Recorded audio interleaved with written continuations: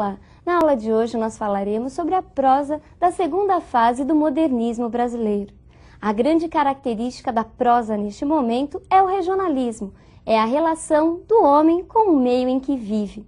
Esse regionalismo já estava presente há muito tempo, lá na época do romantismo. Só que agora ele ganha um novo tom, uma nova feição, principalmente pelo contexto histórico e pelas características dos autores deste momento. A obra que marca o início do romance regionalista no modernismo é o livro A Bagaceira, de José Américo, mas seu valor literário se deve mais ao aspecto histórico, às tramas sobre a seca, sobre os retirantes, do que propriamente dito pelos seus valores estéticos. Vejamos agora quais são os principais autores dessa fase.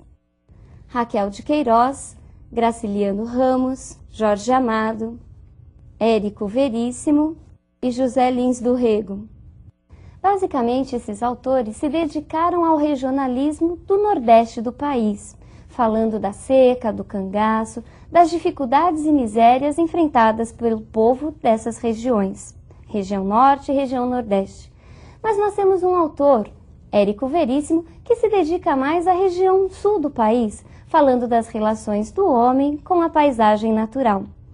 Assim como nós encontramos na poesia modernista a figura feminina de Cecília Meirelles, nessa geração, na prosa, nós também encontramos uma grande figura. Vejamos quem é a grande figura feminina da prosa modernista. Raquel de Queiroz foi a primeira mulher a se eleger imortal na Academia Brasileira de Letras. Suas obras regionalistas destacam-se pela reflexão sobre a figura feminina numa sociedade patriarcal. Em O 15, a autora narra as histórias vividas por uma família que enfrenta uma grande seca. Há neste texto várias reflexões, várias descrições sobre o campo, a paisagem seca da região Nordeste. A figura feminina também é um ponto central na obra da autora. Destacam-se entre essas personagens femininas Conceição em O 15 e Maria Bonita em Um Lampião.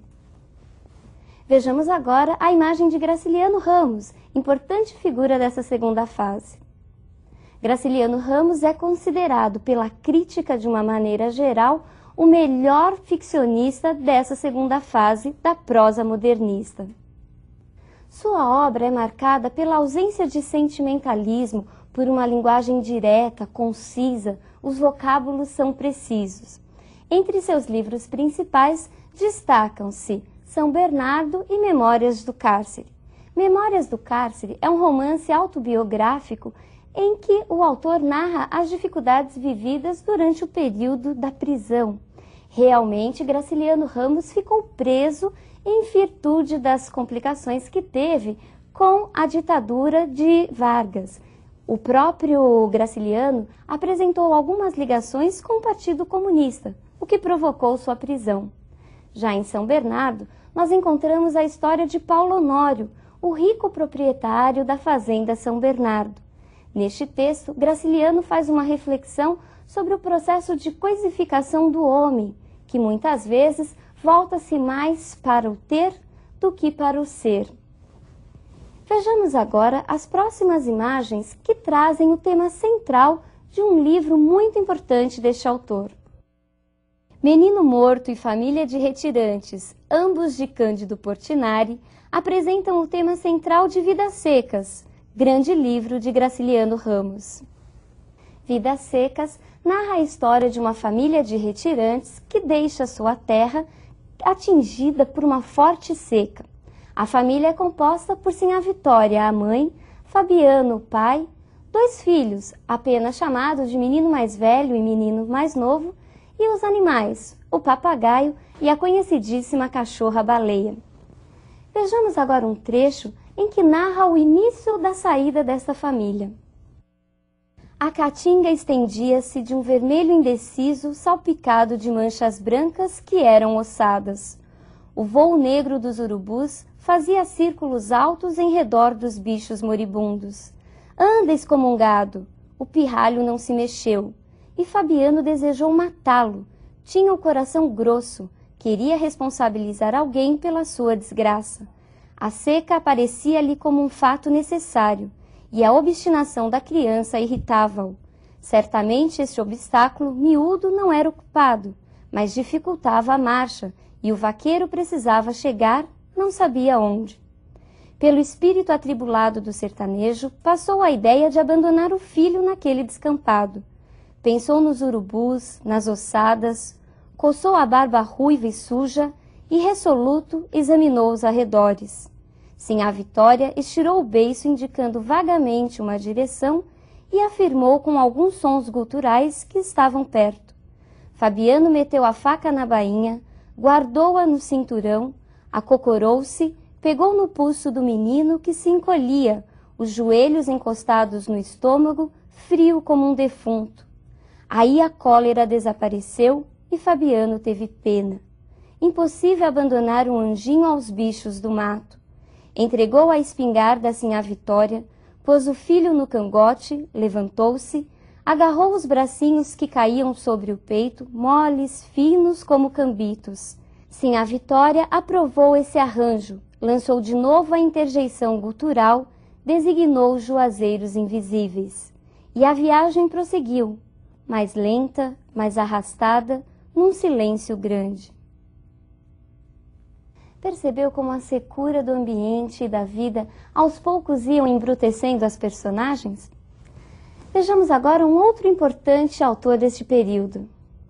Jorge Amado é talvez um dos escritores mais conhecidos pelo público jovem, isto porque muitos de seus livros foram adaptados para a TV e para o cinema, e ainda hoje é um dos escritores brasileiros que mais vendeu livros. Seus textos traçam um verdadeiro painel do Brasil, em especial do povo baiano. Sua linguagem simples, próxima ao falar do povo, sua constante preocupação com as tradições e os costumes populares, e ainda o seu bom humor, fizeram de Jorge Amado um dos escritores mais aclamados e mais benquistos do público atualmente.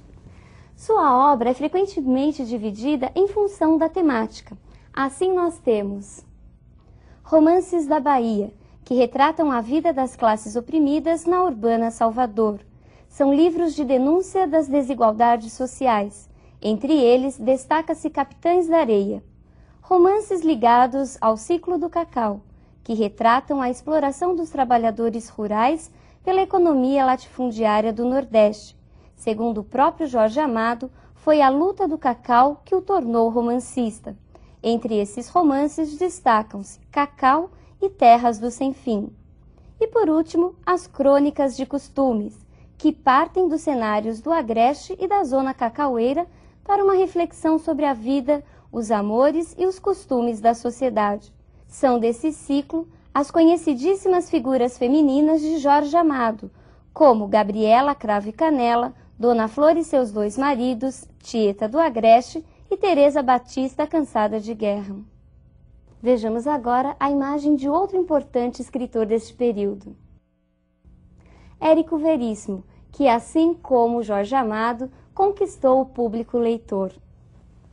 Sua obra é comumente dividida em romances urbanos, históricos e políticos.